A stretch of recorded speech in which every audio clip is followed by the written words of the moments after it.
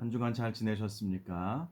오늘은 일곱 번째 강의 시간입니다. 일생 동안 지속되는 훈련, 일생 동안 지속되는 훈련이라는 강의의 제목으로 함께 강의 내용을 나누고자 합니다.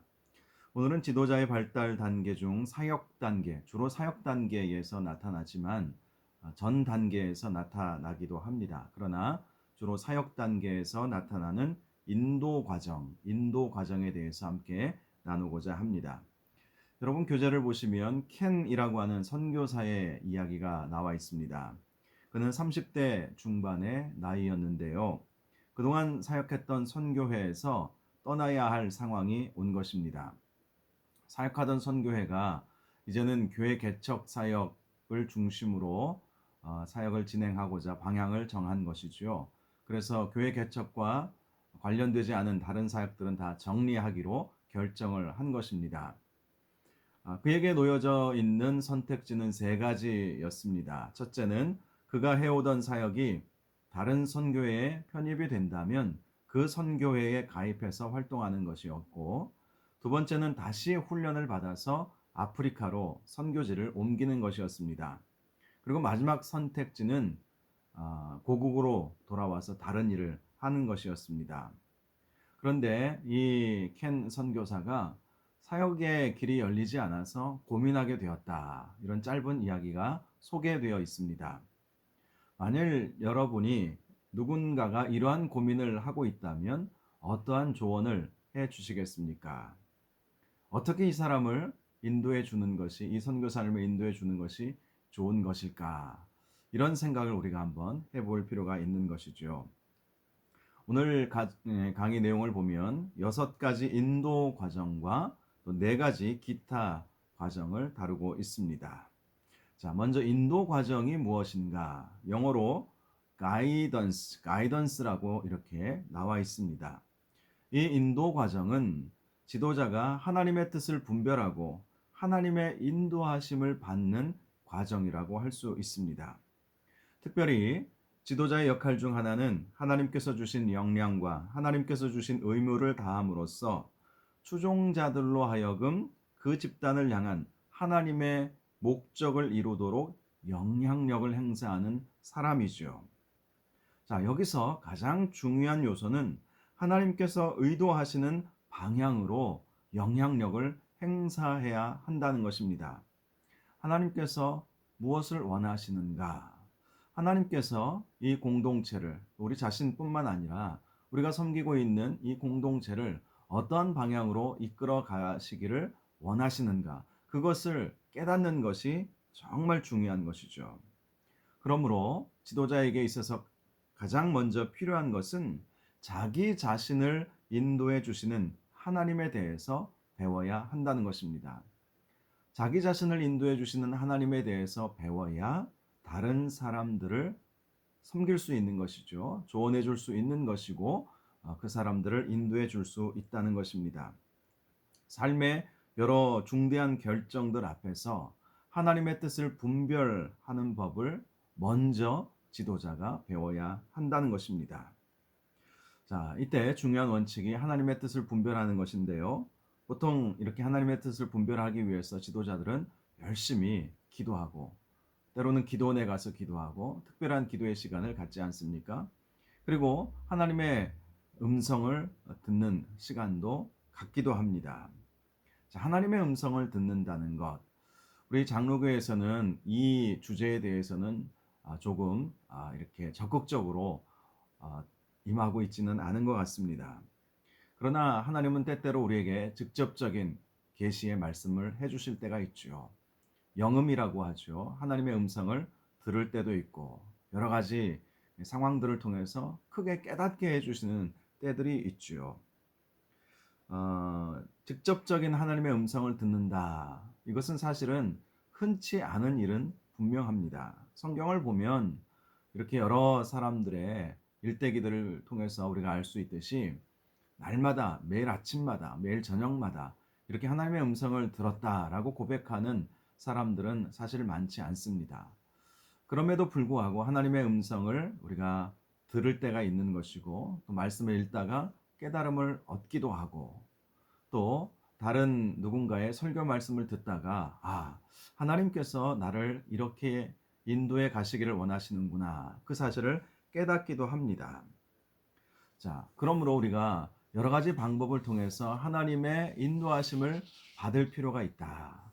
자, 어떤 방법이든지 하나님은 때로는 꿈속에서 계시의 말씀을 주시기도 하고 환상을 통해서 말씀을 해 주시기도 하고 또 설교 말씀을 통해서 말씀을 읽다가 묵상하다가 여러 가지 방법을 통해서 하나님은 하나님의 뜻을 전달하시죠. 우리가 어떻게 나아가야 할 것인지 고민하고 있을 때 우리가 기도하다 보면 하나님께서 깨닫게 하여 주시고 우리의 생각 속에서 역사하여 주실 때도 많이 있고 우리의 마음 가운데 선한 마음들을 불어 넣어 주실 때가 있죠. 하나님은 하나님의 뜻을 이루시기 위해서 우리 마음에 소원을 두고 행하신다는 사도 바울의 고백이 있는 것처럼 마음의 소원들을 하나님께서 허락하여 주심으로 하나님의 뜻을 발견하고 그 뜻에 따라서 순종해 나가기를 원하신다는 것입니다. 사실 하나님의 인도하심을 받는 과정은 상당히 까다롭고 복잡합니다. 그러나 하나님은 지도자가 이러한 인도하심을 받는 과정에 대해 이해할 수 있도록 지도자들을 가르쳐 주시기를 원하시는 것입니다. 자, 사도 바울의 경우도 하나님께서 예수 그리스도를 만나게 해 주시지 않았습니까? 예수님이 사도 바울을 만났습니다. 어떤 사람들은 이 하나님의 인도하심을 깨닫는 것이 오랜 기간 동안에 여러 가지 경험들을 통해서 얻게 되는 경우도 있지만 또 어떤 경우는 하나님께서 어떤 그 경험, 신비한 체험을 통해서 한 번에 하나님께서 그 인도하심을 깨닫게 해주시는 경우들이 있죠.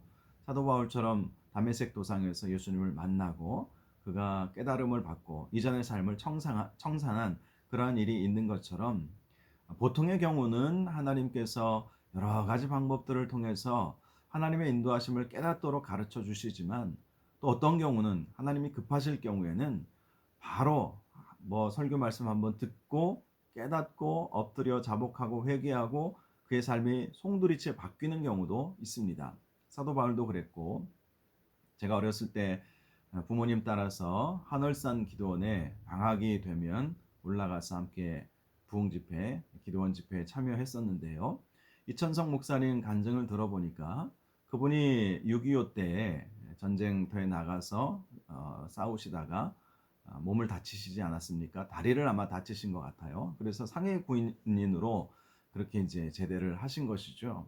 그런데 사회에 나와 보니까 이 목사님을 받아주는 곳이 없었습니다. 불구자가 되었다고 해서 무시당하기가 일쑤였던 것이죠. 그래서 이 전성 목사님이 예수 믿기 전에 깡패 생활을 하시게 되셨다고 합니다. 그런데 어느 날 한강 백사장에 어떤 부흥 집회가 열렸나 봐요. 지금은 한강에 시민공원이 조성되어 있지만 과거에는 백사장으로 이렇게 되어 있었는데요. 그때 많은 기독교인들이 백사장에 모여서 집회에 참여를 하게 되었던 것입니다. 이 전성 목사님은 그 집회를 방해하기 위해서 그곳으로 자기와 함께 깡패 생활을 하는 그런 불량배들을 데리고 가시게 되었다는 거예요. 그런데 어떤 목사님인지 제가 기억은 나지 않는데 그 목사님이 어떤 열변을 토하시는 그 설교의 말씀을 듣고 그 자리에서 이 전성 목사님이 회개하고 자복하고 그리고 과거의 삶을 청산하고 그래서 신학을 공부하고 부흥사가 되시고 또 목회자가 되셨다라는 이야기도 있습니다. 자, 하나님의 인도하심을 받는 것, 이것은 때로는 아주 갑작스럽게 이루어지는 경우도 있고요. 또 때로는 여러 가지 경험들이 쌓이면서 이것이 하나님의 뜻이구나. 하나님께서는 이러한 삶을 살기를 원하시는구나. 나중에 깨닫고 그 깨달음 따라서 이제 어떤 중대한 결정을 하게 되었을 때 그동안의 경험에 의해서 하나하나 하나님의 인도하심을 받는 경우들이 종종 있습니다. 자, 오늘 교재의 내용을 보니까 인도함을 받는 6가지 과정에 대해 먼저 소개해 주고 있습니다. 첫 번째는 섭리적 만남입니다. 섭리적 만남. 하나님은 성장하는 지도자에게 꼭 필요한 것을 가장 적절한 때에 제공하여 주시지요. 때로는 영감을 주시고 진리를 설명해 주시기도 하시고 바른 방향을 보여주기도 하십니다. 때로는 전도지 한 장이 그렇게 할 수도 있고요. 새로운 안목을 제시해 주는 책을 통해서도 하나님의 인도함을 받는 경우도 있습니다. 때로는 어떤 사람을 만나게 해주시는데 우연치 않은 만남을 통해서 하나님은 그 사람의 이 방향을 제시해 주는 경우도 있다는 것이죠. 그것이 바로 섭리적 만남인 것입니다. 자, 섭리적 만남이란 지도자의 생애에서 꼭 필요한 시간표에 하나님께서 중요한 사람을 보내주시는 특별한 방법을 말한다. 이렇게 교재에 설명되어 있습니다. 사도행전 9장 27절 말씀을 보니까 바울이 예루살렘 지도자와 만나는 것이 어려운 때였을 때에 바나바를 먼저 만나게 하셨죠.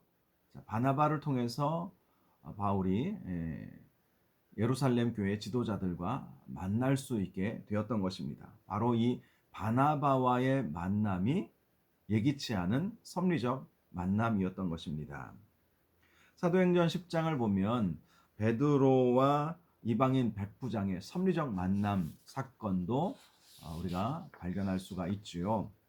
하나님은 베드로가 정오 기도 시간에 환상을 보게 하셨죠. 하늘에서 이제 율법에서 금하는 그 짐승들이 내려온 것입니다. 당시 베드로가 배가 무척 고팠었는데 하나님께서 말씀을 하시는 것입니다. 잡아먹으라.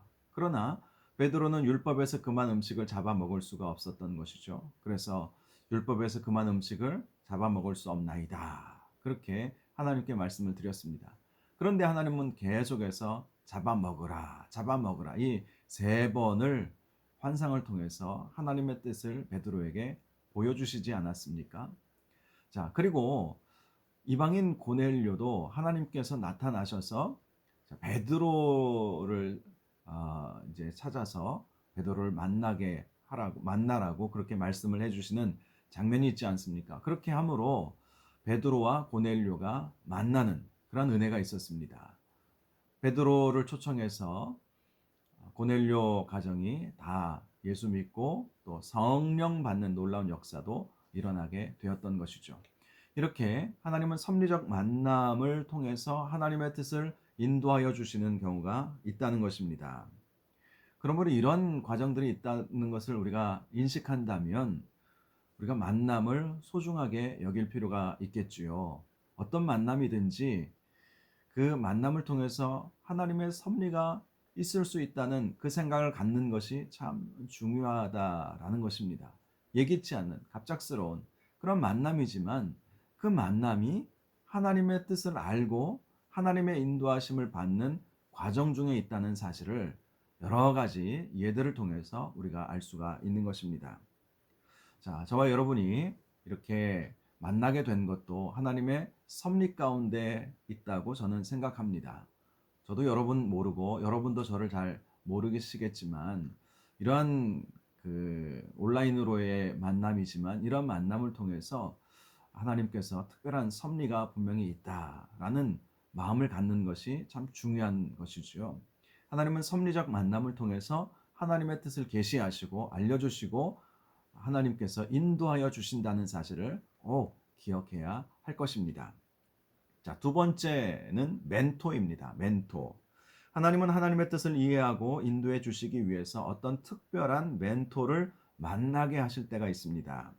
이 멘토는 섭리적 만남을 포함하기는 하지만 섭리적 만남은 때로는 단회적인 만남일 때가 있지만 이 멘토는 의도적으로 정기적으로 만나는 관계를 말하는 것입니다. 즉 하나님께서 어떤 사람이 가진 잠재적인 지도력을 보고 개발하는 일을 돕고 싶어하는 마음과 역량을 가진 사람을 만나게 해주심으로 하나님의 인도하심을 받게 하신다는 것입니다. 그러므로 멘토란 선배로서 후배의 잠재력을 보고 섬기고 주고 격려하는 태도를 가진 사람으로 후배를 향상시키거나 잠재력을 깨닫는데 중요한 영향력을 행사하는 사람입니다. 성경의 예를 보면 바나바가 권면의 사람 아니었습니까? 위로의 아들, 권면의 아들이었죠. 바나바는 바울의 멘토였습니다. 바울이 성장하기까지 바울을 멘토링 해준 것이죠. 또 바나바는 그의 조카 마가 요한도 멘토링을 해 주었습니다. 바나바의 이러한 멘토 사역으로 인해서 바울은 이방인 선교 사역을 할 수가 있었던 것이죠. 이방인의 사도가 될 수 있었던 것이고, 마가도 분명히 실수했습니다. 1차 선교 여행 때 중간에 중도 탈락해 버리지 않았습니까? 그러나 바나바는 끝까지 자기 조카였던 마가를 멘토링 해 주었던 것이죠. 그래서 이 복음서 중에 마가복음이 있지 않습니까? 가장 최초의 복음서로 그렇게 학자들이 보고 있는 이 마가복음을 마가가 기록할 수 있게 되었던 것입니다. 엘리야 선지자는 엘리사 선지자의 멘토였죠. 바울은 디모데와 디도를 특별히 멘토링을 해 주었습니다. 그 내용이 바로 디모데 전후서와 디도서에 잘 나와 있습니다. 지난번에 제가 말씀드린 것처럼 이 멘토링에 있어서 멘토 관계에 있어서 성공하는 지도자들, 유종의 미를 거둔 지도자들을 보니까 10명에서 15명의 친밀한 멘토가 있었다라는 것이 밝혀졌다고 제가 말씀을 드리지 않았습니까? 이 멘토를 둔다는 것은 참 좋은 일이죠. 어떤 중대한 결정을 하기에 앞서서 멘토의 조언을 얻는 것, 그리고 그 멘토를 통해서 내가 미처 깨닫지 못했던 일들을 알게 하시고 깨닫게 하시는 하나님의 섭리하심이 그 가운데 있다는 것입니다. 그런데 모든 사람이 다 멘토에 적합한 것은 아니지요. 멘토는 사람의 내면에 있는 가능성을 볼 줄 알아야 하기 때문입니다. 또한 그들은 잠재력의 발전을 위해서 실수와 건방진 태도, 눈에 거슬리는 모습을 참아낼 줄도 알아야 합니다. 그들은 한 사람이 개발되는 데에는 시간과 경험이 소요된다는 것을 알고 참을 줄 알며 융통성을 가진 사람이어야 합니다. 그래서 이런 멘토를 잘 할 수 있는 사람들이 가지고 있는 은사들이 있죠. 긍휼의 은사, 구제의 은사, 권면, 믿음, 그리고 말씀의 은사를 소유한 사람들이기도 합니다. 자, 이렇게 멘토를 통해서 하나님의 뜻을 알리신다. 두 번째, 이 인도함을 받는 과정입니다. 세 번째는요, 중복 확인 과정이 있습니다. 하나님의 인도함을 받는 과정 중에서 사실 가장 중요한 과정이라고 할 수가 있습니다. 이것이 바로 중복 확인이지요. 영어로는 double confirmation 이렇게 되어 있습니다. 그대로 번역하면 이중 확증. 저는 중복 확인보다 이중 확증이라는 용어를 더 좋아하는데요. 자, 이 중복 확인 과정이란 하나님께서 자기의 뜻을 한 가지 이상의 방법으로 분명하게 확인시켜 주시는 아주 특별한 인도를 말하는 것입니다. 자, 어떤 사람을 통해서 섭리적 만남 또는 멘토를 통해서 내가 어떠한 방향으로 나아가야 되겠구나. 그것을 이제 깨닫게 되지요. 그런데 하나님은 이렇게 한번 이런 확증을 주시는 것이 아니라 항상 더블 컨퍼메이션, 이중 확증, 중복 확인의 과정을 거치게 하신다는 것입니다. 예를 들어서 사도 바울이 다메섹 도상에서 예수님을 만나는 신비한 체험을 하지 않았습니까? 주님의 음성을 들었어요. 주님을 만났어요. 그리고 그의 눈은 멀어버리게 되었습니다. 찬란한 그 빛나는 광채를 나타내시는 예수님을 보고 완전히 눈이 멀어버린 것이죠. 그런데 그가 이런 생각을 할 수도 있지 않겠습니까? 내가 착각한 것은 아닌가? 무슨 환각에 빠진 것은 아닌가? 이런 생각을 분명히 할 수 있어요. 한번 하나님의 부름을 받았을 때에는 이렇게 혹시 이것은 우연의 일은 아닌가? 이런 생각을 할 수가 있죠.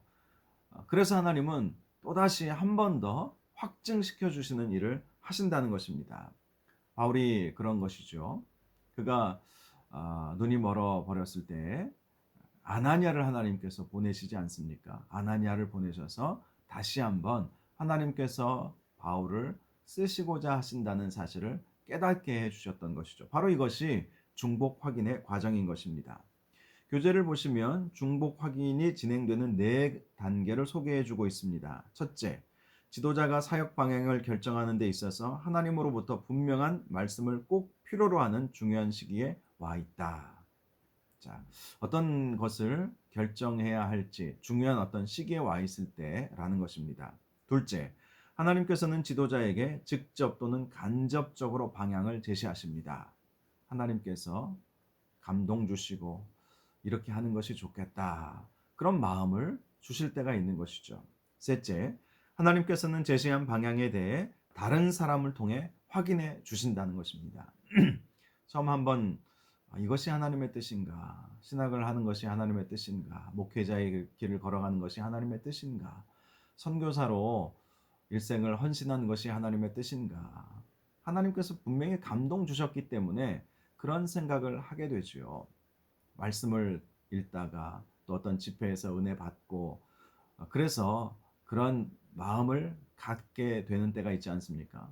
그런데 그것만으로 우리가 하나님의 뜻을 이루어 드리려고 하는 것은 무모할 때가 종종 있지 않습니까? 그래서 하나님은 또다시 한 번 더 어떤 사람들을 보내셔서 어떤 그 만남을 통해서 다시 한번 확증해 주시는 때가 있다는 것입니다. 넷째, 하나님께서는 이 두 가지를 지나쳐 버릴 수 없는 주권적인 방법으로 만나게 하신다. 이것이 중요합니다. 주권적인 방법. 어떤 신비한 하나님의 방법을 통해서 하나님께서 직접적으로 말씀해 주시는 그런 음성을 듣고 깨닫게 해 주시고 다른 사람을 통해서 한 번 더 확증시켜 주신다는 것입니다. 그러므로 어떤 중요한 결정을 앞두고 있다면 우리는 한 번만이 아니라 중복 확인의 과정을 거치게 해달라고 기도해야 할 것입니다. 그래야 실수하지 않기 때문인 것이죠. 자, 과정 네 번째, 부정적 상황을 통한 성장이라고 나와 있습니다. 우리는 지난 시간에 지도자의 발전 단계 3단계, 사역 단계에서 특별히 중반부 하부 단계에 오게 되었을 때 주로 갈등의 상황들, 부정적인 상황들을 만나게 된다는 것을 볼 수 있었습니다. 사역 갈등이 있고 관계 갈등이 일어나고 리더십 반발도 경험하게 되지요. 그런데 그러한 부정적 상황을 통해서 지도자는 성장하게 되고 그것이 하나님의 인도하심을 받는 기회가 되기도 한다는 것입니다. 위기가 기회라는 말이 있듯이 이러한 위기가 새로운 사역의 길로 방향을 전환하게 하시는 하나님의 인도 과정일 때가 너무나 많이 있다는 것이죠. 예를 들어서 출애굽 이전에 이스라엘 백성들은 애굽왕 바로의 극심한 억압을 받아야만 했지요. 그 노역이 얼마나 심했는지 우리는 출애굽기 말씀을 통해서 알 수 있지 않습니까? 자, 그러한 부정적인 경험이 이스라엘 백성으로 하여금 출애굽에 대한 열망을 갖게 했던 것이죠. 만약에 이스라엘 백성이 요셉이 살아 있었을 때와 같이 요셉이 죽은 이후에도 애굽 왕과 또 애굽의 많은 사람들이 호의적인 반응을 보였다면 그들은 가나안 땅, 새로운 땅으로 나가려는 마음을 전혀 갖지 못했을 것입니다. 그런데 억압과 착취와 그런 아주 힘든 고통을 경험하다 보니까 하나님께서 모세를 지도자로 세우셨을 때 모세를 통해서 출애굽하게 하시는 그 하나님의 방법에 모든 이스라엘 백성들이 순종하며 따를 수 있게 되었던 것입니다. 자, 이런 것처럼 부정적인 경험이 다 나쁜 것만은 아니라는 것을 알 수가 있지요.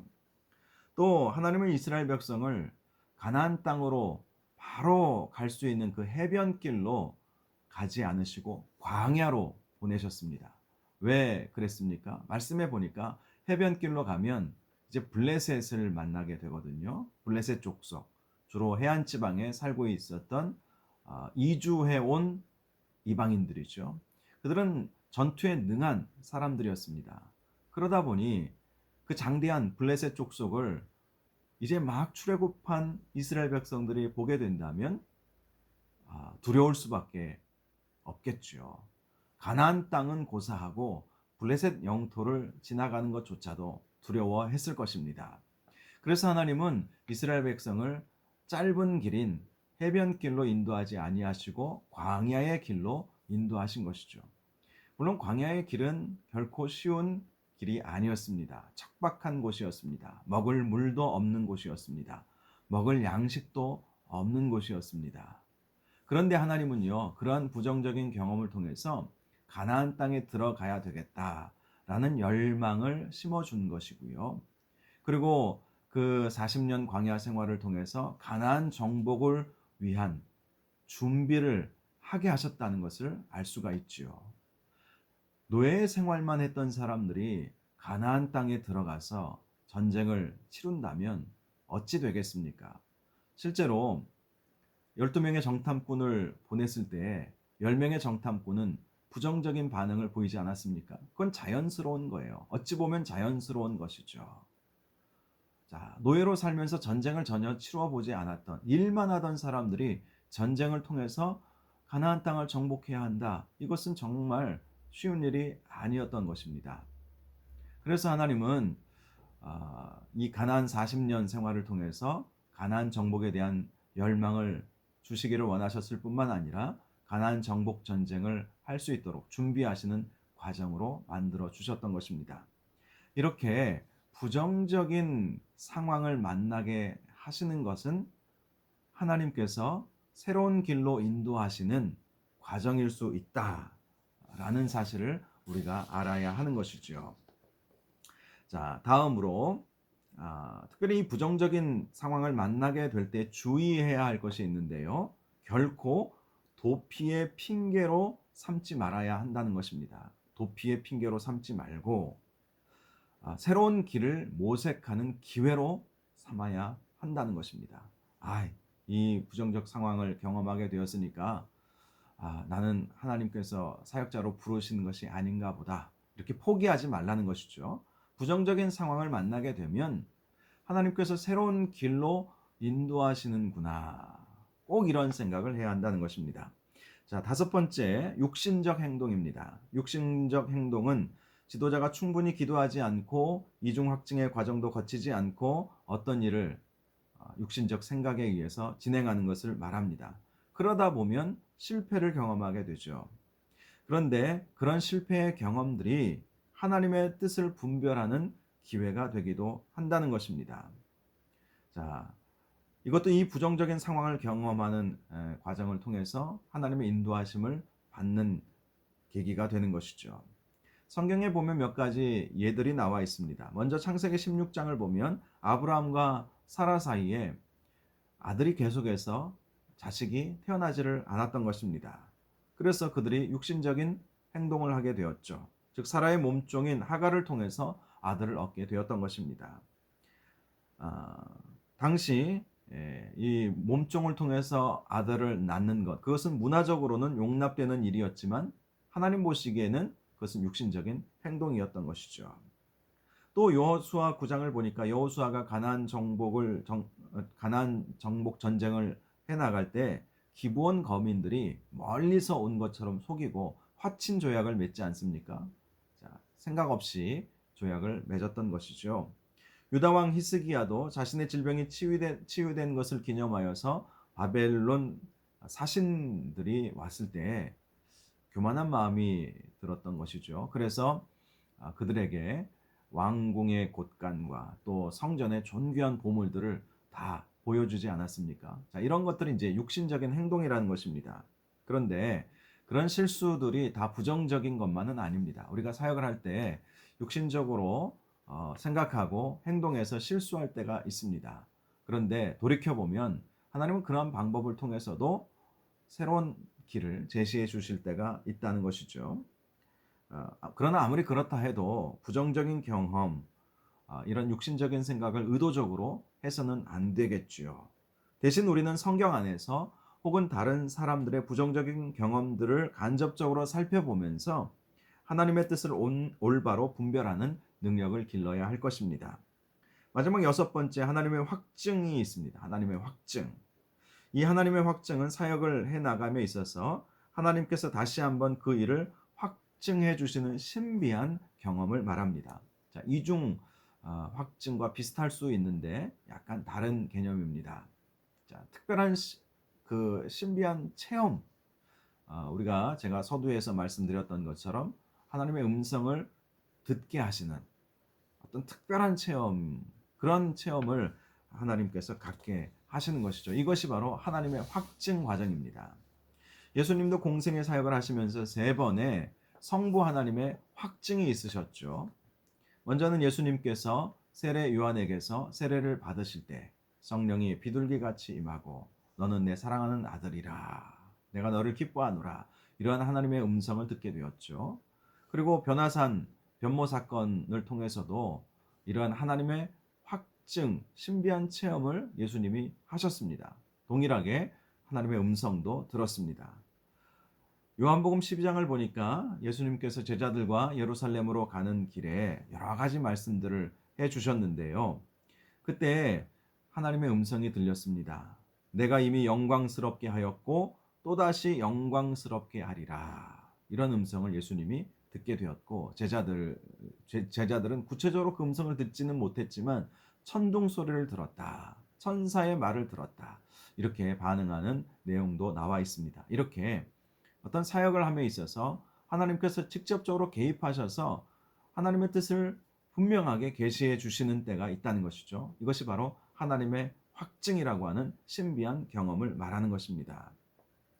자, 이렇게 하나님의 확증은 지도자가 다시 한번 인정받는 특별한 체험이죠. 하나님의 뜻을 이루어 드리도록 새로운 의욕과 욕망이 되살아나게 해주는 체험인 것입니다. 보통 이러한 하나님의 확증은 환경의 주권적인 변화, 자, 환경이 변화되었을 때 이것도 하나님의 확증일 수 있죠. 꼭 하나님의 음성 듣는 것만을 말하는 것은 아닙니다. 또 내적인 음성, 직접적인 계시, 꿈, 환상, 천사의 현현, 예언적 말씀, 기적적인 사건, 외향적으로 드러나는 특별한 축복 등을 통해서 하나님께서 특별히 간섭하고 계시다라는 하나님의 확증을 경험하면서 내가 가는 이 길이 맞는 길이구나. 또 하나님께서 마음에 감동 주신 그 길이 맞는 것이구나. 하나님께서 직접적으로 확증시켜 주시는 일들이 있다는 것입니다. 특별히 이러한 확증, 하나님의 확증을 우리가 꼭 이제 가져야 하는데요. 그러한 간증의 경험은 다른 사람들에게 지도자의 권위를 인정받게 해주는 그러한 기회가 되기도 하지요. 자, 이런 6단계를 통해서 우리는 하나님의 인도하심을 받을 수 있다라는 것인데요. 자, 기타 과정들에 대해서도 클린턴 박사가 소개해 주고 있습니다. 4가지 기타 과정들이 있는데요. 첫 번째는 책을 통한 가르침입니다. 보통 책 한 권에는요, 그 저자의 전 인생의 삶과 사상이 녹아 들어 있습니다. 물론 요즘에는 이제 목사님들이 여러 수십 권의 설교집을 내시기도 하시는데요. 물론 그런 책들도 도움이 되겠지만, 자, 심혈을 기울여서 어떤 사람이 책 한 권을 쓰셨다면 그 책은 꼭 사서 보시면 굉장히 도움이 됩니다. 자, 그렇게 하나님은 책을 읽게 하심으로 일반적인 그런 교양 도서라든지 또 어떤 일대기, 전기라든지 또 어떤 학술적인 그런 책이라든지 그런 책을 읽게 하심으로 또 그 책을 읽다가 하나님의 뜻을 발견하는 경우들이 종종 있다는 그런 말인 것입니다. 그러므로 하나님의 인도하심을 받고자 한다면 여러 가지 가능성들이 있기 때문에 특별히 지도자는 독서를 많이 해야 됩니다. 책을 많이 읽는 지도자가 되어야 하는 것이죠. 두 번째, 하나님의 말씀을 통해서 인도함을 받는다라고 말하고 있습니다. 하나님이 말씀인 성경이 하나님의 뜻을 이해하고 하나님의 뜻을 이루도록 인도해 주신다는 것입니다. 다니엘은요, 예레미야 말씀을 연구하다가 예레미야서 가운데 보면 포로 기간은 70년이 될 것이라는 예언의 말씀이 있지 않습니까? 자, 다니엘이 그 말씀을 접하게 되면서 계산을 해본 거예요. 그러다 보니까 이제 70년이 다 차가고 있음을 느끼게 되었습니다. 그래서 다니엘은 금식하면서 기도하게 되었죠. 기도하다가 환상을 본 것이 다니엘서 후반부에 나와 있는 다니엘의 묵시 내용들 아니겠습니까? 자, 이렇게 말씀을 통해서 하나님께서 앞길을 인도하여 주시는 때가 있다는 것입니다. 자, 사도행전 8장을 보니까 이디오피아의 내시도 빌립을 통해서 이사야서 53장 말씀을 깨닫게 되었죠. 하나님 말씀을 통해서 깨닫게 되는 것. 자, 이것은 우리에게 굉장히 익숙한 방법이기도 합니다. 말씀을 읽다가 깨닫게 되고 하나님의 뜻을 발견하게 되고 우리 인생의 방향을 발견하게 된다는 것이죠. 그러므로 지도자는 항상 이 성경 말씀을 통해서 진리를 발견해낼 수 있는 능력을 가지고 있어야 합니다. 그리고 날마다 하나님의 말씀에 은혜 받는 생활을 해야 하는 것이고요. 은혜 받은 말씀이 있어야 성도들에게 은혜를 끼칠 수도 있는 것이죠. 자, 이 말씀 과정은 인성 개발 단계에서도 이 말씀 테스트가 있지 않았습니까? 말씀 검증이 있지 않았습니까? 하나님은 지도자의 됨됨이를 보시기 위해서 말씀에 대한 태도를 검증하실 때가 있다는 것이죠. 자, 이렇게 사역 단계에 와서도 이 말씀 검증은 계속이 됩니다. 말씀을 읽다 보면 말씀을 통해서 깨닫게 해주시는 그런 말씀들이 있는 거예요. 그 말씀을 발견하고 인생의 방향을 정할 수 있게 하신다는 것입니다. 자, 세 번째, 위기가 있습니다. 사역을 겪게 되는 위기들은 하나님의 인도하심을 받는 과정이 됩니다. 자, 앞에서도 부정적인 상황에 대한 이야기가 나와 있었는데요. 자, 특별히 이 위기들은 급박하게 오는 그런 위기들을 말한다고 할 수가 있습니다. 손실의 위험, 목숨, 재산, 삶의 방법, 이런 손실의 위협, 갈등, 변화의 요구, 질병, 이 질병도 때로는 하나님께서 새로운 길로 우리를 인도하시는 계기가 되지요. 또 핍박, 하나님의 성품이 나타나는 것이 절박하게 필요할 경우 하나님의 인도나 특별한 간섭이 필요한 상황들을 말하는 것이 바로 이러한 위기인 것입니다. 중요한 것은 지도자가 이러한 위기들을 겪었을 때에 그러한 위기 속에서 하나님의 교훈을 배울 수 있어야 한다는 것입니다. 이 위기의 과정은 훗날 수렴 단계에서 그 진가를 발휘하게 됩니다. 이 위기의 과정은 하나님께서 그분만을 의뢰하도록 가르치시고 시험하는 과정이기 때문입니다. 자, 마지막 네 번째, 갈등이 있습니다. 이 갈등도 앞에서 말한 부정적 경험이나 위기와 비슷한 개념입니다. 보통 이러한 갈등은 위기 과정의 전초 형태를 띠기도 합니다.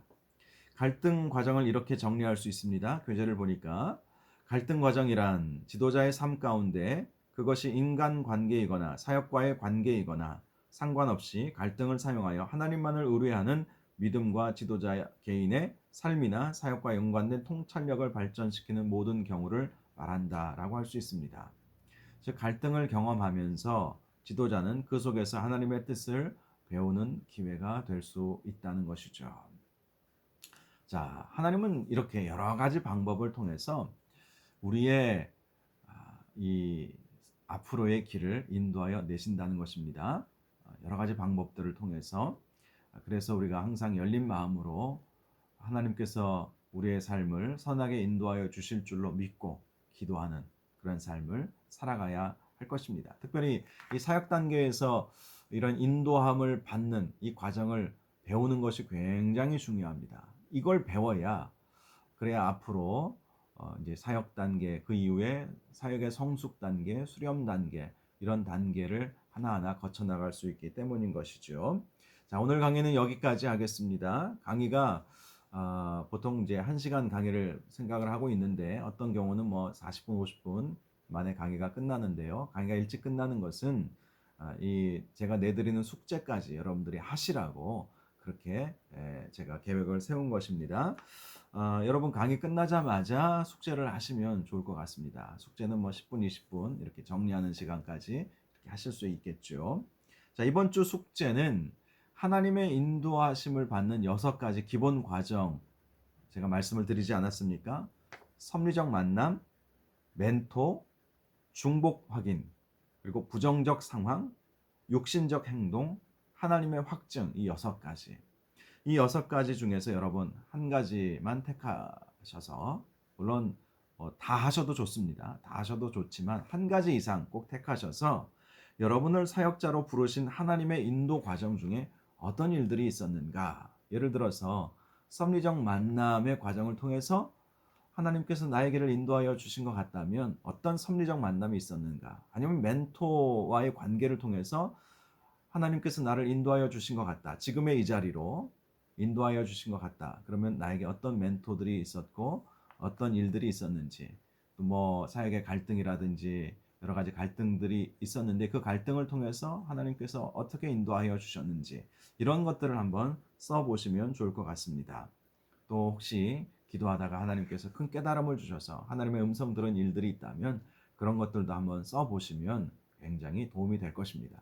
그동안 하나님께서 인도하여 주셨던 이 방법들, 그 방법들을 우리가 알고 또 그러한 방법들을 우리가 잘 정리해 놓으면 앞으로도 어떤 중대한 결정을 해야 될 상황이 올 때에 그동안 해왔던 방법들이 생각이 날 것입니다. 그리고 여러분이 정리해 놓으시면, 이러한 방법으로 하나님은 지금까지 인도하셨는데 앞으로도 이러한 방법으로 하나님께서 인도하실 것이다.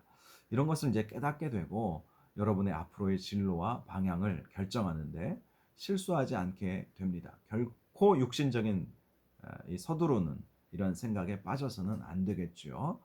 인생은 짧습니다. 그래서 이러한 그 리더십 과정을 통해서 우리 인생을 길게 보면서 하나하나 정리해 나가는 것이 얼마나 중요한지 모릅니다. 저도 강의를 하기 위해서 따로 또 강의안을 준비하고 이렇게 하다 보니까 저 자신에게도 굉장히 도움이 되는 것을 느낍니다. 여러분도 이러한 과정을 통해서 여러분 인생을 잘 설계해 나갈 수 있기를 바랍니다. 한 주간도 건강하시기를 바랍니다. 수고하셨습니다.